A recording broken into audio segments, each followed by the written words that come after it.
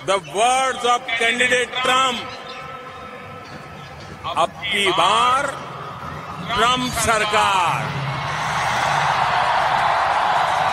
आज मां बगलामुखी पीठ के प्रांगण में सभी संतों के द्वारा डोनाल्ड ट्रंप के विजयी की कामना के लिए हम सभी साधु संत समाज आज हवन पूजा और विशेष करके जो राजनीतिक की देवी है, जो विजय को प्राप्ति कराने वाली हमारी 10 महाविद्या देवी में मां पीताम्बरा बगलामुखी है, जो अद्भुत मंत्रों का संतों के द्वारा जप किया जा रहा है। ओम ह्रीं बगलामुखी सर्व शत्रु नाम, डोनाल्ड ट्रंप सर्व शत्रु नाम। सारे सनातन प्रेमियों का दिल जीत लिया ट्रंप ने।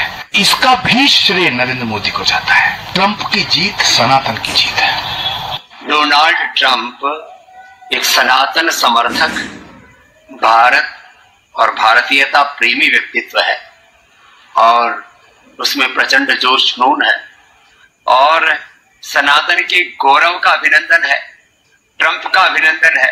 Ladies and gentlemen, I present to you my friend, a friend of India, a great American president, Mr. Donald Trump. प्रधानमंत्री नरेंद्र मोदी के साथ डोनाल्ड ट्रंप का जो रिश्ता आने वाले दिनों में होगा, जिस तरह से वो भारत आएंगे या फिर प्रधानमंत्री नरेंद्र मोदी को यहाँ पर बड़े न्योते के बाद बुलाएंगे और बड़ा आयोजन होगा, उसको पूरी जागरूकता करना है कि अगले 4 साल में दुनिया मोदी और ट्रंप के बीच का एक नया दौर देख सकती है।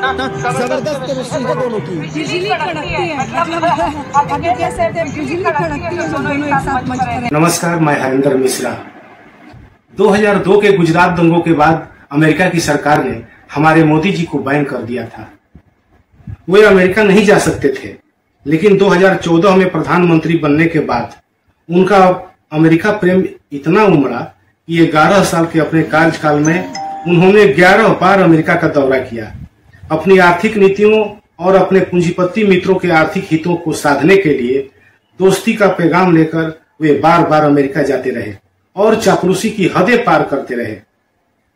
रिपब्लिकन डोनाल्ड ट्रंप से उनको ज्यादा उम्मीद थी, तो तमाम राजनयिक परंपराओं और एक राष्ट्र प्रमुख की गरिमा को ताक पर रखकर ट्रंप के लिए अमेरिका में चुनाव प्रचार किया और एक ऐतिहासिक नारा दिया, अब की बार ट्रंप सरकार।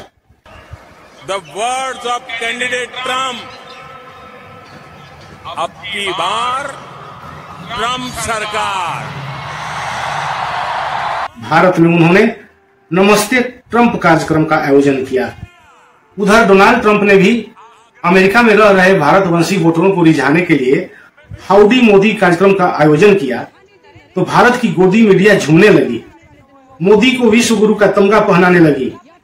देश में मोदी भक्तों को ट्रंप मसीहा नजर आने लगा।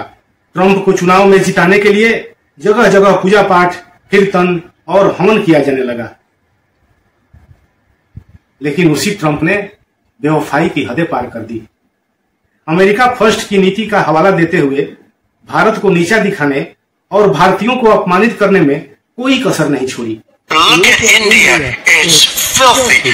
We've made a lot of progress, and as you know, we put a 50% tariff on India, on oil. They're the second largest. They're very close to China in terms of the purchase of oil from Russia. आज गोदी media सत्ते में है, भक्तगण सत्ते में है कि कैसा सिला दिया तूने मेरे प्यार का, और मोदी जी चुप जैसे सांप सूंघ गया हो। ट्रंप ने क्या किया? भारतीयों को बेड़िया पहनाकर भारत में भेजा, मोदी जी चुप। अमेरिकी कंपनियों को भारत आने से रोका, मोदी जी चुप। दुश्मन पाकिस्तान को रियायतें दी, मोदी जी चुप। कम से कम 30 बार ट्रंप ने बोला भारत पाकिस्तान युद्ध मेरे डर से रुका, और मोदी जी हां, फिर भी चुप। Donald Trump 29 times he said, 29 बार उन्होंने बोला कि भैया मैंने सीज फायर करवाया। अच्छा, अगर वो झूठ बोल रहे हैं तो अपने भाषण में यहां प्रधानमंत्री कह दें कि वो झूठ बोल रहे हैं। यहां पे अगर दम है तो यहां पे प्रधानमंत्री बोल दें कि आप झूठ बोल रहे हैं। If he has the courage has the courage of Indira Gandhi. Yes. Let him say here. Let him say here that Donald Trump, you're a liar. That you did not make a ceasefire.